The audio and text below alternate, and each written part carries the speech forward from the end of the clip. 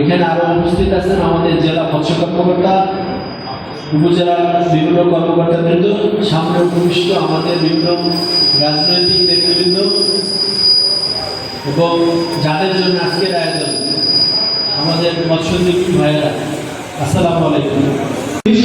উৎপাদনের সবচেয়ে বেশি প্রথম সারিতে রয়েছে।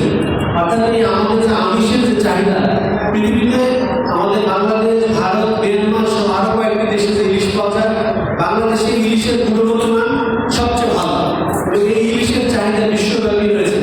তাই আমাদের যে জিনিসের চাহিদা বেশি, তাই সেই জিনিসটা যাতে আমরা সংরক্ষণ করতে পারি এই ব্যবস্থা আমাদের গ্রহণ করতে হবে। সরকারও কিন্তু এই ব্যাপারে অনেক বেশি নিয়ম কানুন আরোপ করেছে। অর্থাৎ 25 সেন্টিমিটার পর্যন্ত আমরা ইলিশ কিন্তু আমরা ধরতে পারি না। 25 সেন্টিমিটার উঠতে যে ইলিশগুলো সেগুলো আমরা ধরবো।